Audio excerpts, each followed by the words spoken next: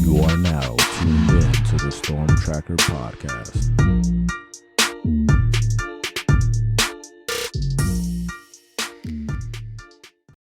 Welcome back to the Storm Tracker podcast. I'm Marcus Benjamin, representing for CanesCounty.com, part of the Rivals.com network. Make sure you subscribe to CanesCounty.com and also subscribe to this YouTube channel live from Canes County. Joining me today is Jerry Kutz from the Osceola as we preview Miami versus Florida State. Thank you for joining me today, Jerry. Glad to be here, Marcus. Awesome. Jerry, I understand it that you've been doing this a long time. You're originally from Miami, but you crossed over, when you went to school out of FSU. Kind of give me a gist of your perspective of the rivalry, being that you kind of crossed over to Florida State. Yeah, it was. I grew up right there by the Orange Bowl. As a kid, went to St. Michael the Archangel Elementary School, and so at any rate, I grew up a Cane. My dad graduated from the University of Miami, and my brother was an Easter Seals handicapped child, and we got free tickets to every game. And wow. my mother took us to every game from the time I was born and until we moved out of there in about 1967. So I saw a lot of Hurricane football. Awesome. And obviously, I believe this is the greatest rivalry in college football. A lot of great memories, a lot of great games. Which one was your favorite, or which memory kind of sticks out to you, Jerry? Well, the losses do. I don't know why that is, but everybody I know in athletics, you always remember the losses. And I think the 87 loss to Miami on a 2-point conversion, we went for two, and we didn't get it. And Miami went on to win the national championship. So that was a national championship game in Doe Campbell Stadium. And it was a tough loss. Of course, the wide rights always hurt. And then I guess one that, really, a good one was just with Matt Fryer the other day. His son is a 4-star prospect that's committed to FSU. And in '93, we beat Miami up here in Tallahassee and went on to win the national championship that year. So I also remember a 1980 game where we had that game won in Miami and went for two, and the pass was batted down by Jim Burt. So you older Cane fans will remember that one. That was before you were born, Marcus. Yeah, it certainly was. It certainly was. For me, if I could just share my favorite, yes, please. Memories is the first one for me is wide right one. That game, I really kind of, fell in love, to be honest, with the Hurricanes. My sister went to the school. My now brother-in-law, a couple other relatives as well. I born and raised in Miami. So that for me was really kind of the first game to really kind of, cement my, I guess, fandom for the team back in those days. And then I would say if we could talk about more recent ones, the Daryl Langham touchdown at Doak to stop the streak was definitely a great moment, I think, for Hurricanes fans, because, it's been mediocre for the past, especially for Hurricanes fan standards, for the past 20 years. And I think that was the one moment and 1 year where Miami fans kind of felt like they were, quote unquote, back. They're still trying to get back, of course. But that was one moment where they felt that way. And then the 2000 game as well was fantastic with Jeremy Shockey, scoring the touchdown and, doing the, celebration. That was great. But the fact that they didn't play for the championship that year still has this kind of a sour taste. So those are the kind of one more is the slog fest at Doak where Sean Taylor, returned the interception for the touchdown. It was a muddy game. That was one of my favorite memories as well. It's definitely a great rivalry. Well, it is. I think it. I don't know. We're biased, but Obviously, yeah. But from a Florida State standpoint, and Hurricane fans will relate to this. When you have my Florida on your schedule, they're easy to hate, and I think the rivalry for me between Florida State and Florida is a hate rivalry. Miami is more of a respect rivalry to me. Now, I agree. there are fans, a lot of our fans who live in Miami, and have to live with you people year round. They might say that Miami is the hate rivalry. But I can tell you, having worked in administration at FSU, we had a time, we had played at Clemson, and we were on the way back from the Clemson game, and our team equipment truck caught fire and burned. Wow. The first phone call our equipment manager got was from the University of Miami equipment manager.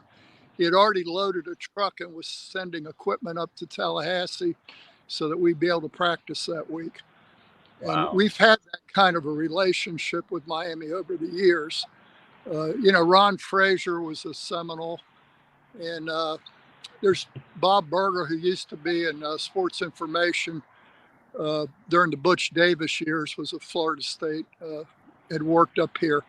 We've had a lot of employees go back and forth between Miami and Florida State, and I can't think of a one from Florida.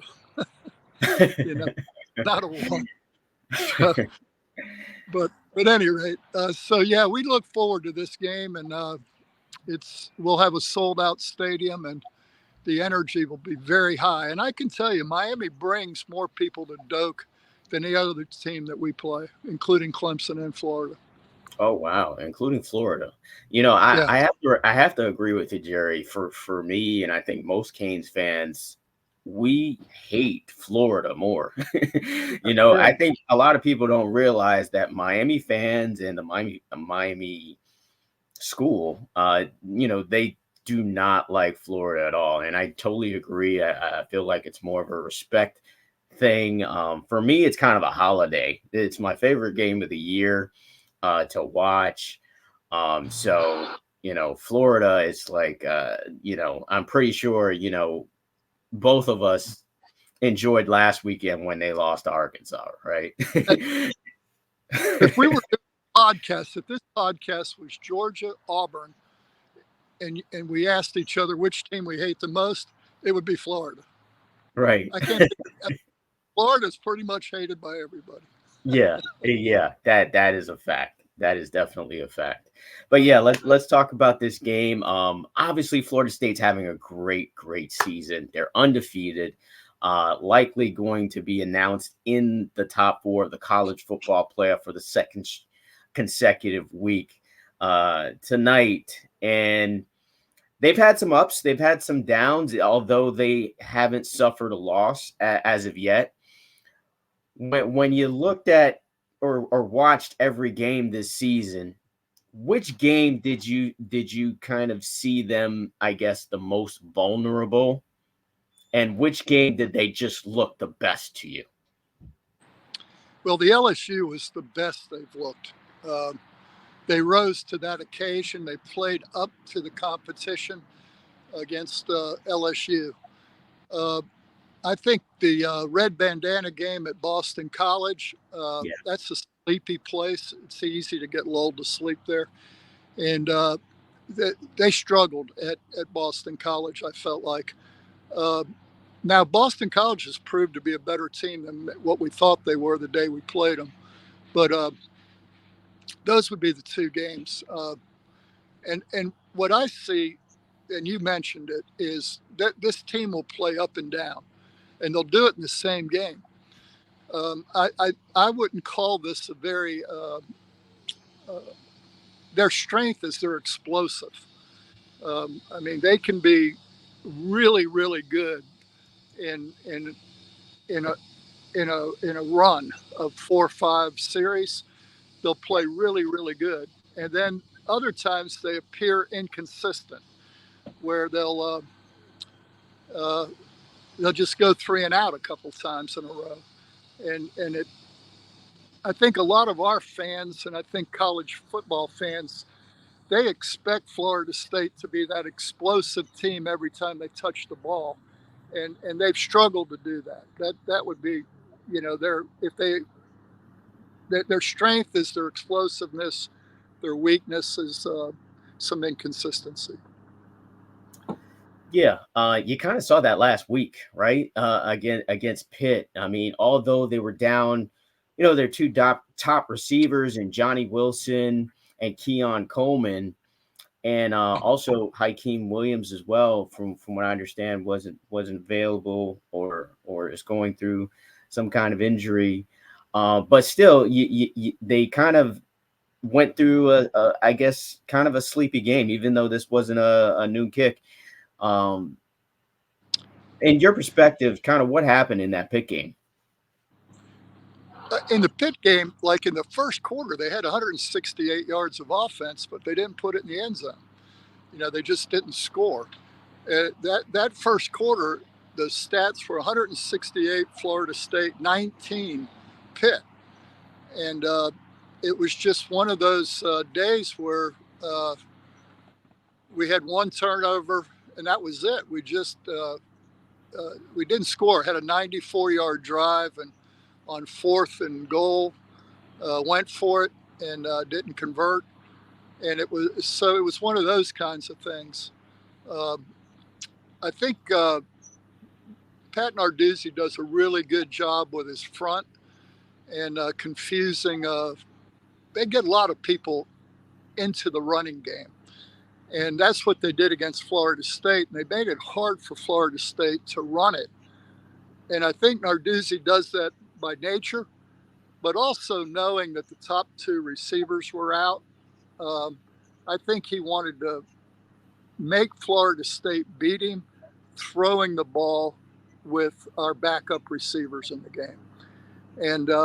And so we really struggled to run it against Pitt. Gotcha. Now, you guys have, the outstanding quarterback in Jordan Travis.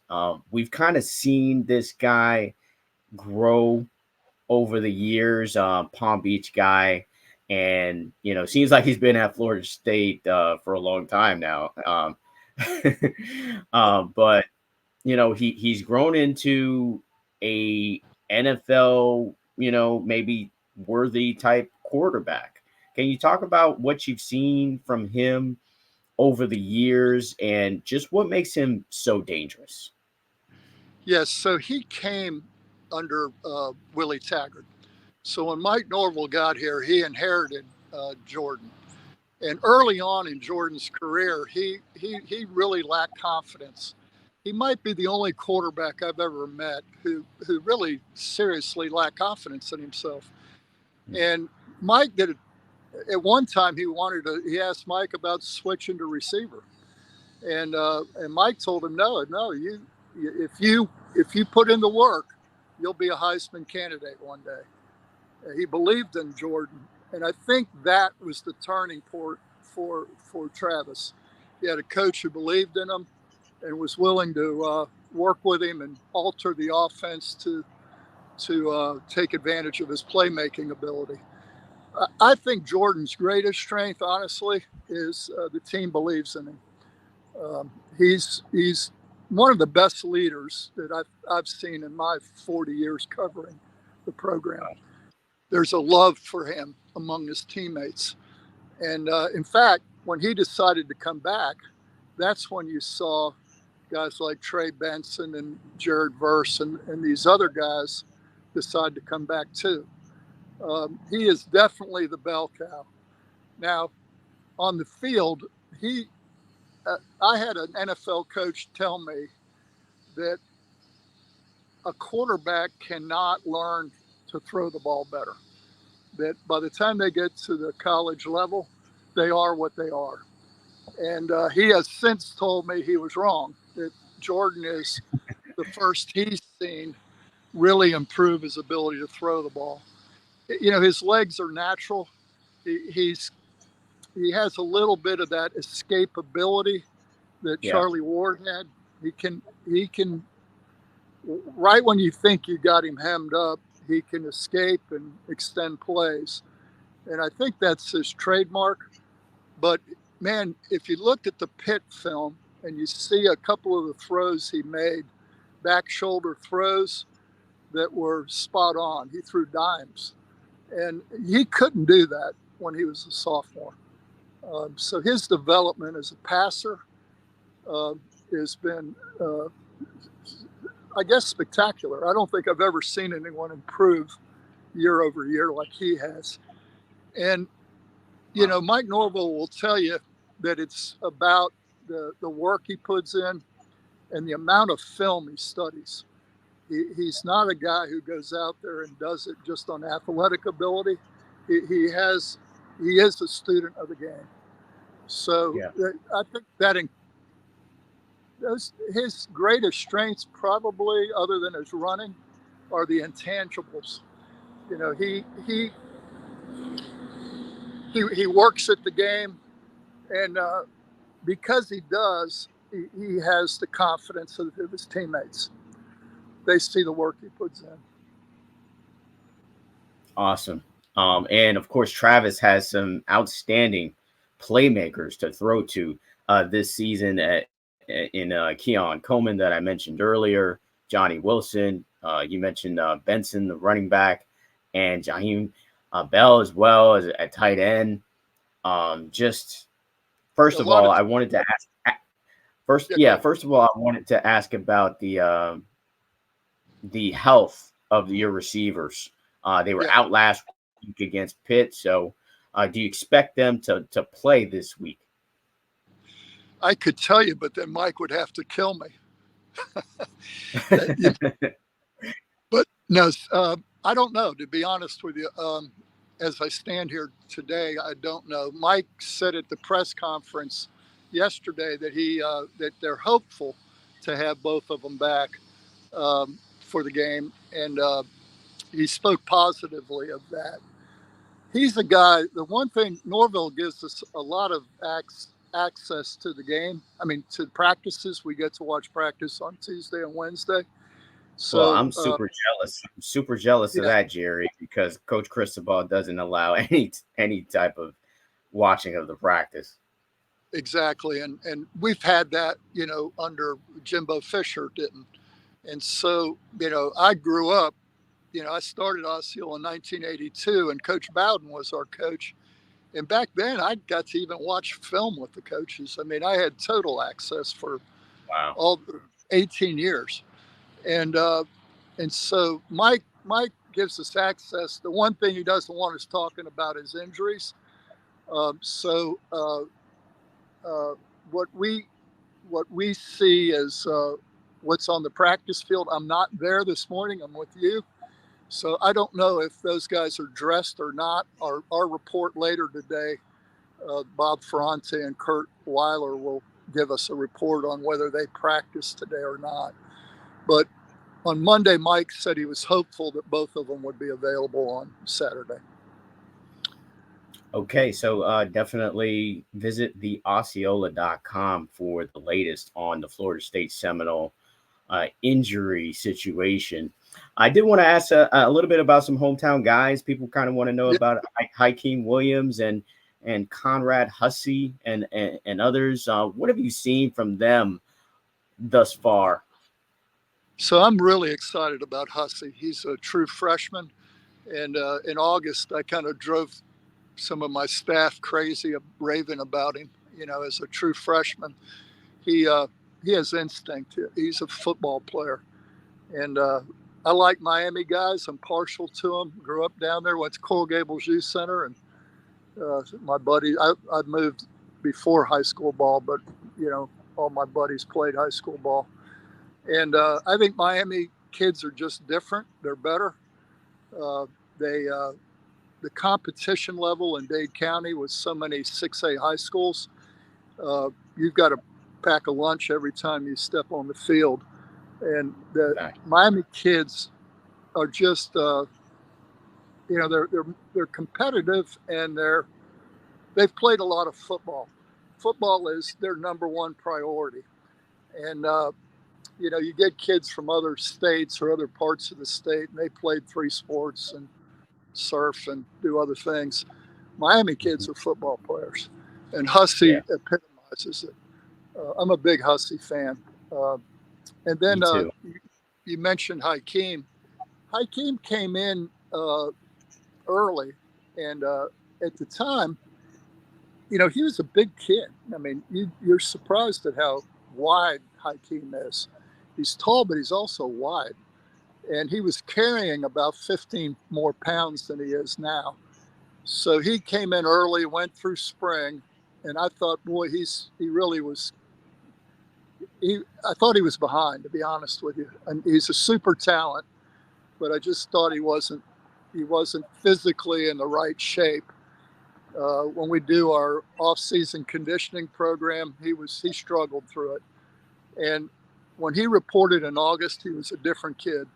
He's leaned out. He, throughout the summer workouts, he got very comfortable with the workout routine, the amount of work required by Norvell's program. And Hykeem has been a different kid since August. He's going to be a really, really good player. And already this, he's had a good run of being targeted and catching the ball, and advanced skills. And then he got injured, so he's missed a couple of weeks as well. And I don't know if he'll be back this weekend or not, but we've had a run of injuries at wide receiver. There's no question. Gotcha. You're breaking up just slightly with those last couple of sentences, just so you may want to, I don't know, take a step forward or back or whatnot, just so you know.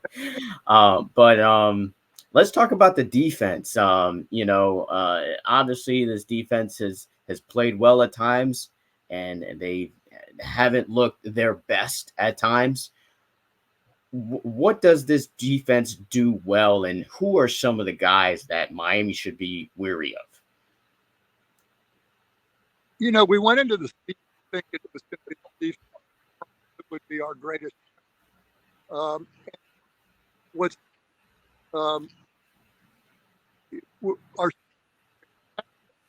still breaking up a little bit, Jerry. Okay, let me try a different way. Can you hear me better now? Yeah, I can hear you better now. Yeah. Okay. We went into the season thinking our defense front was going to be the, and as it turned out, the second played better, and I think it might be because we're running a 4-2 defense and playing a lighter box, giving the secondary some help. That's my opinion. But the overall defense performed well, and it's played better and better as the season has progressed.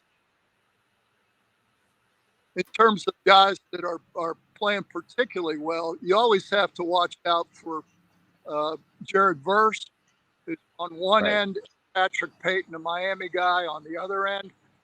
Absolutely. He's really emerged.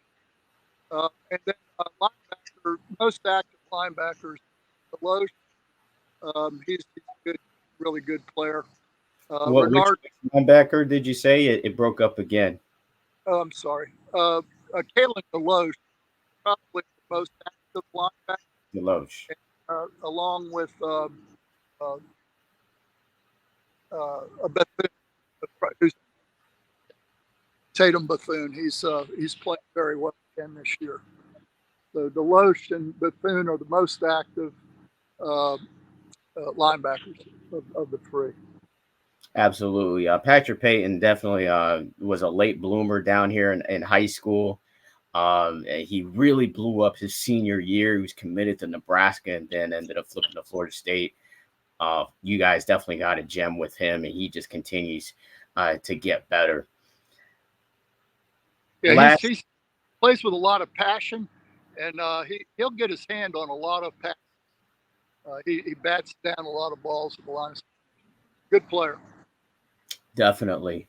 Last thing before I let you go, Jerry. Predictions. This game. You always never know how it's going to end up, right? It can go either way. You can kind of throw the records out of the window in this one. Miami reeling off of probably their most disappointing outing of the season, especially offensively against NC State, losing 20-6. So they've got that taste in their mouth, and Cristobal said this week, there's no better time than a rivalry. I mean, there's always a good time for a rivalry. So I think this comes at a great time for Miami to hopefully just at least play better on the field. But Jerry, if it was, we fast forward to the last whistle of the game, how do you think it turns out at Doak Saturday evening? Well, you never know going into this game, but I feel pretty confident Florida State can win this football game.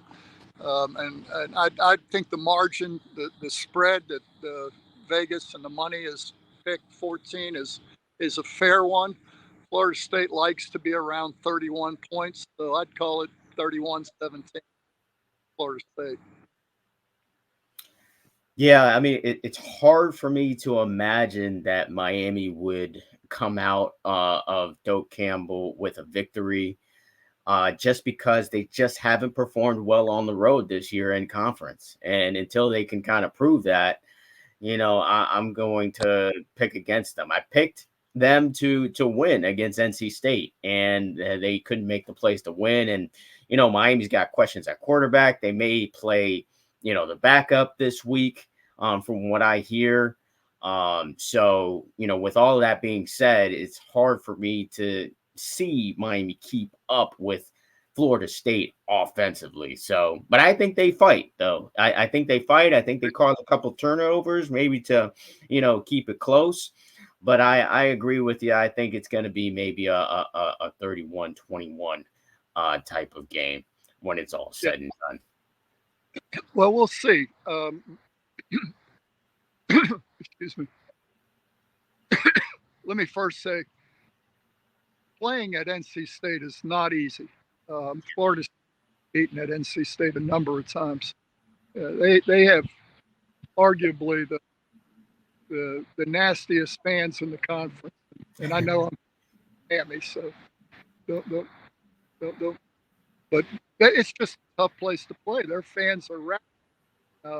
And NC State has a pretty good football team. So I wouldn't base my prediction on a loss there. Whatever Miami is, we'll get the best of it on Saturday. Absolutely. I think the same is true for Florida State. You said which game did Florida State play the best? It was LSU. Florida State tends to play up to their competition. So that's why I respect Miami highly. But I think every player on that field will play their best game on Saturday. Yeah, I totally agree. Looking forward to it. That's Jerry Kutz, ladies and gentlemen, from the Osceola, joining me today on the Storm Tracker podcast, Scouting the Opponent. Thank you for joining me today, Jerry. I really appreciate the time. Yeah, I really enjoyed working with you, and look forward to doing more in the future. Absolutely. Once again, make sure you subscribe to the Storm Tracker podcast on all platforms. Make sure you subscribe to this YouTube channel as well. Live from Canes County. Most importantly, subscribe to the website, canescounty.com, part of the Rivals Network. That's going to wrap it up for the Storm Tracker podcast. Until the next episode.